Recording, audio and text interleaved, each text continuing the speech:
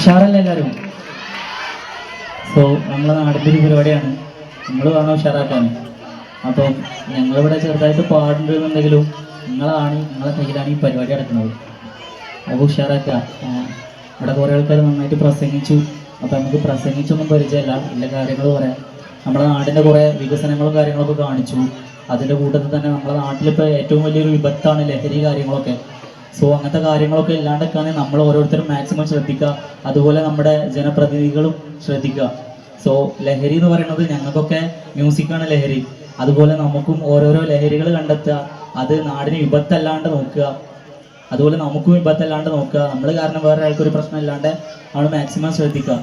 So അങ്ങനെ നമുക്ക് പോയാക്കിയാലോ? Okay, എല്ലാവർക്കും അറിയുന്ന ഒരു പാട്ടാ ദിൽ ഹെ ഫാത്തിമ, ഇപ്പൊ ട്രെൻഡ് ആയിട്ടുള്ളതാ. അപ്പൊ നമ്മൾ അസുറു മെയിൻ നിന്നിട്ട് നമുക്കതൊന്ന് പാടി നോക്കിയാലോ? എല്ലാവരും കൂടെ പാടണം. പാടൂലേ?